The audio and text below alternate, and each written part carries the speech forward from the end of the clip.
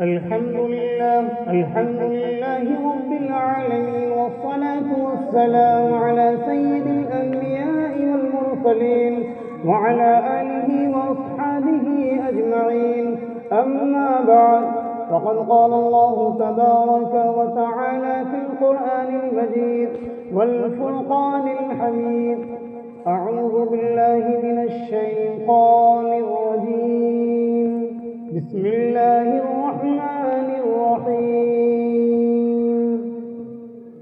كل نفس ذائقة الموت وبالوالدين إحسانا. صدق الله العلي العظيم، وصدق رسوله النبي الكريم، ونحن على ذلك من الشاهدين والشاكرين، والحمد لله رب العالمين. اللہ تبارک و تعالیٰ کا بے انتہا احسان و کرم ہوا کہ اس نے ہم سب کو تمام ضروریات سے نکال کر، تمام مشغولیات سے نکال کر اپنے پاک گھر میں آنے کی توفیق عطا فرمائی. اور اللہ تبارک و تعالیٰ کا سب سے بڑا احسان و کرم یہ ہوا کہ اس نے ہم سب کو ایمان والے گھر میں پیدا کیا. درود شریف پڑھیں.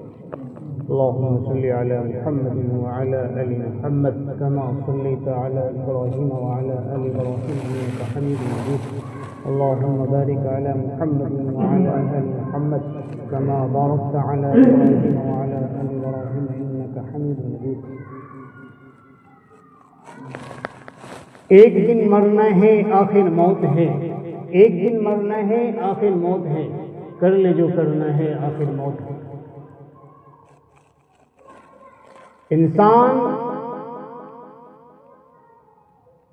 تین چیزوں کی زیادہ خواہش کرتا ہے، کوشش کرتا ہے: ہمارا نام اچھا ہو، ہمارا گھر اچھا ہو. میرے محترم بزرگوں اور دینی بھائیوں، لیکن مرنے کے بعد ان تین چیزوں کو سب سے پہلے ختم کر دی جاتی ہے. نام اچھا کی جگہ ان کا نام مرحوم میں شامل ہو جاتا ہے. دوسرا جو خواہش کرتا ہے ہمارا گھر اچھا ہو، تو ان کا گھر جو ہے قبر بن جاتا ہے. میرے محترم بزرگوں اور دینی بھائیوں، انسان ہر کام کے لیے محنت کرتا ہے، مزدوری کرتا ہے، کوشش کرتا ہے، جب جا کے ان کو مقام ملتا ہے. ابھی جو ہمارا مہینہ چل رہا رجب کا مہینہ،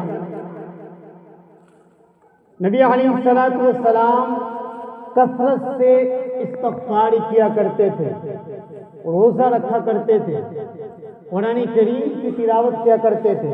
وہ اس لیے کہ آنے والے رمضان میں دقت نہ ہو، کیونکہ ہر چیزوں کی تیاری ہوتی ہے.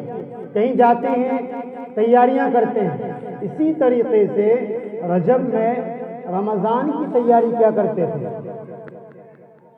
پیر اور جمعرات کو کثرت سے استغفار کیا کرتے تھے، روزہ رکھا کرتے تھے.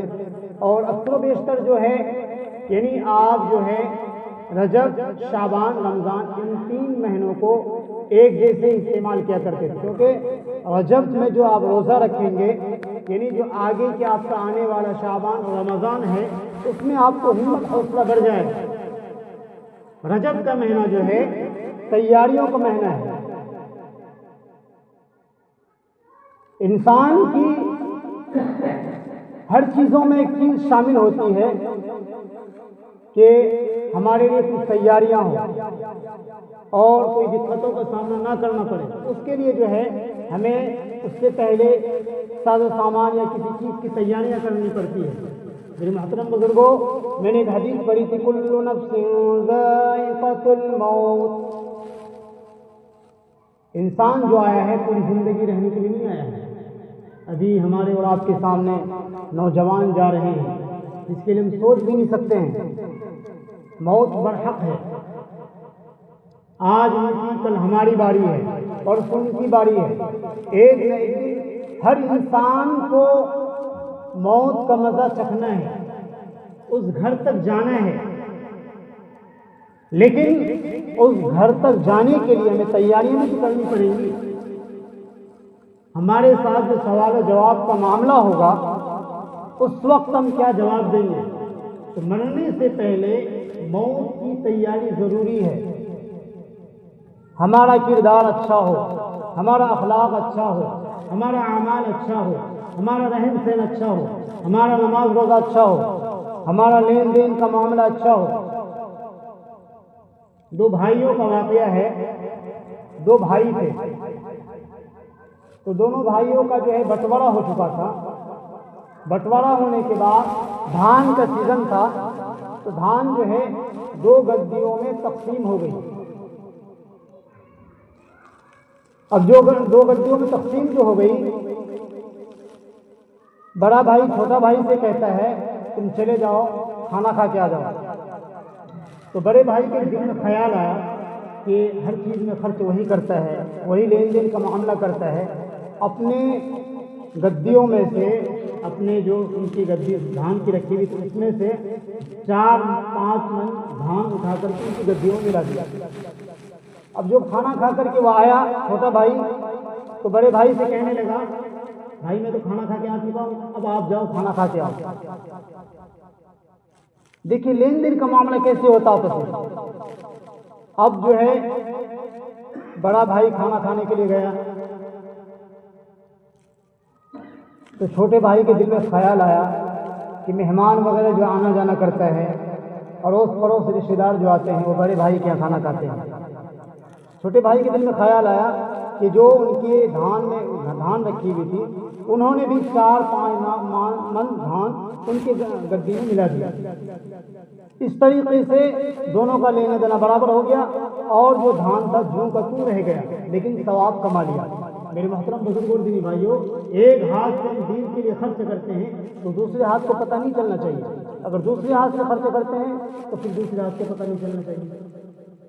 اس طریقے سے اگر ہمیں اور آپ کو موقع مل جائے کسی کے غیبانے میں، کسی کے غیر موجودگی میں، ہم دینے کے بجائے ان سے لے ہی لیں گے، دے نہیں سکتے ہیں آپ۔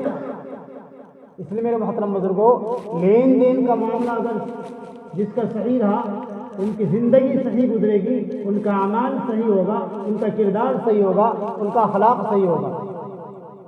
وَبِالْوَالِدَيْنِ إِحْسَانًا، ہر انسان کے آگے پیچھے کوئی نہ کوئی ہوتا ہے۔ ایک صحابی کا واقعہ ہے کہ اپنے باپ کو مارتے مارتے ایک جگہ پہنچے، وہاں ایک پیڑ آ گیا، اس پیڑ کو پکڑ لیا اور اپنے بیٹے سے کہنے لگا بیٹا بس رہنے دو، میں نے بھی اپنے باپ کو ہی تک پٹائی کر کے لایا تھا۔ میرے محترم بزرگوں اور دین بھائیوں، ماں باپ کا ادب و احترام کرو، کیونکہ گناہ الگ ہے اور ماں باپ کے حق ادا نہیں کریں گے تو کل چل کے جو آپ ماں باپ بنیں گے کسی اور کے، تو آپ کے ساتھ بھی وہی معاملہ ہوگا، وہی برتاؤ ہوگا۔ ایک بچے کا واقعہ ہے، جب وہ چھوٹا تھا تو اپنے باپ سے کہنے لگا، ان کا باپ حساب و کتاب میں مشغول تھا، ایک کوا بیٹھا ہوا تھا کسی اونچی دیوار پہ، تو باپ سے پوچھتا ہے ابو یہ کیا ہے؟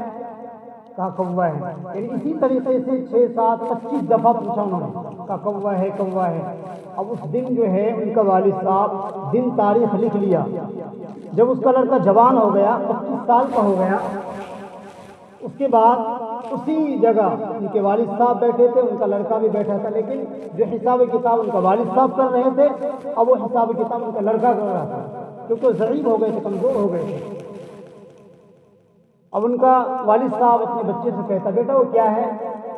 کا کوا ہے۔ ایک بات بتایا، دوسری بات سب بڈھے یا ابو تمہیں دکھ نہیں رہا کہ کوا ہے؟ پھر ان باتوں کو ان کو یاد دلایا، بیٹا جب تو چھوٹا تھا اس وقت تو کہتا تھا کہ ابو یہ کیا ہے، تو میں نے کہا تھا کوا ہے، تو کئی دفعہ پوچھا تم نے، لیکن بارہا میں نے یہی بتایا کہ کوا ہے۔ میرے محترم بزرگوں اور دینی بھائیوں، کہنے کا مقصد یہ ہے کہ ماں باپ کے ساتھ اچھا برتاؤ کریں، کیونکہ ماں جنت ہے، ماں کیا ہے؟ جنت ہے، اور باپ جنت کا دروازہ ہے۔ یہ سب چیزیں کب آئیں گی ہمارے اندر؟ تعلیم سے آئیں گی۔ ہمارے اندر جب تعلیم ہوگا، اپنے بچوں کو جب تعلیم سکھائیں گے، جب یہ آپ کا وہ ادب و احترام کریں گے۔ ایک مالدار آدمی تھا، ان کی لڑکی بہت نیک سمجھدار تھی، کافی دور میں شادی ہوئی تھی۔ ان کے ایک دفعہ ان کی طبیعت خراب ہو گئی تو انہوں نے خط بھیجا۔ پہلے کے زمانے میں موبائل کا سسٹم نہیں تھا کہ تمہارے ابو کی طبیعت خراب ہے تم ملنے کے لیے آ جاؤ۔ اتفاق سے ان کا شوہر کہیں باہر گیا ہوا تھا، تو انہوں نے ادھر سے خط لکھا، چٹھی لکھا کہ میں ابھی نہیں آ سکتی اس لیے کہ میرا شوہر باہر گیا ہوا ہے۔ پھر دوبارہ ادھر سے خط آیا کہ کچھ زیادہ طبیعت علیل ہے اس لیے آ جاؤ اور آخری بار دیدار کر لو۔ پھر ادھر سے چٹھی لکھتی ہے، درخواست لکھتی ہے کہ میں اپنے شوہر کے بغیر اجازت نہیں آ سکتی جب تک شوہر گھر پہ نہیں آئے۔ اتفاق سے ان کے والد صاحب کا انتقال ہو جاتا ہے۔ جب ان کا شوہر گھر پہ آتا ہے تو اداس بیٹھی ہوئی ہے، تو اداس بیٹھنے کی وجہ پوچھی انہوں نے، کہا ایسی سی بات ہے ہمارے والد صاحب بہت علیل تھے اور ان کا انتقال بھی ہو گیا۔ کہ تم چلی جاتی؟ کہ میں چلی تو جاتی لیکن حدیث میں اس کی بالکل ممنوع، بالکل منع ہے، یعنی اجازت نہیں دیتی حدیث، قرآن حدیث سے اجازت نہیں ہے کہ شوہر کے بغیر حکم کے کہیں چلے جاؤ۔ آج کل حالات ایسے ہیں، شوہر ایک دروازے سے نکلتے ہیں اور دوسرے دروازے سے ان کی بیوی نکلتی ہے۔ میرے محترم بزرگوں اور دینی بھائیوں، یہ سب چیزیں اس وقت آئیں گی جب اپنے اندر تعلیم ہوگی، جب آپ کے بچے پڑھے ہوئے ہوں گے، جب آپ کے اندر کچھ دین تعلیم کا ایک رسومات ظاہر ہوگا۔ اس لیے اپنے بچوں کو پڑھانے کی کوشش کریں، سکھانے کی کوشش کریں، سمجھانے کی کوشش کریں۔ بیان تو اتفاق سے ہم اور آپ سنتے رہتے، سناتے رہتے ہیں، اصل مقصد ہے اس پر عمل کرنا، اس کو سنوارنا، اس کو سدھارنا۔ میرے محترم بزرگوں، کل نفس ذائقۃ الموت، ہر نفس کو موت کا مزہ چکھنا ہے، چاہے کسی طرح کا انسان ہو۔ سب سے خطرناک، سب سے بڑا جو راستہ ہوگا ہمارا، پل صراط کا راستہ ہے۔ 1500 سال کا راستہ ہے، 500 سال نیچے کی طرف ہے، 500 سال برابری ہے اور 500 سال اوپر کی طرف ہے۔ وہ راستہ ہر انسان کو طے کرنا ہے، چاہے انسان ہو، غیر مسلم ہو، کافر ہو، ایمان والا ہو، کوئی بھی ہو۔ لیکن اس راستے کو طے کرنے کے لیے ہمیں صحیح راستہ اختیار کرنا ہوگا، روزہ نماز کی پابندی کرنی ہوگی، ایک دوسرے کو ہم نے پریشان نہیں کیا ہوگا، ایک دوسرے کو لے کر چلے ہوں گے تو آپ وہ راستہ ایسے طے کر لیں گے۔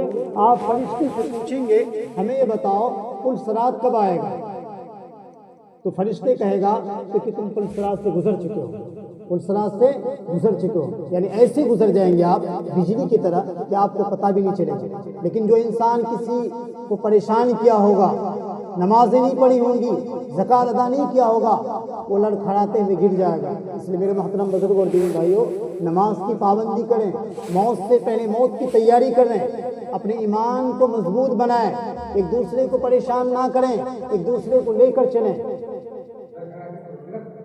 آپ کے مسجد میں قاری صاحب آئے ہوئے ہیں سرجا پور بیلوا سے، ابھی وہاں مدرسے میں کام چل رہا ہے الحمدللہ۔ اس مدرسے کا ہم نے بھی معائنہ کیا ہے، ہمارے سرپرستی میں مدرسہ چل رہا ہے، اور اس مدرسے کا جو ہے شب برات کے موقع پر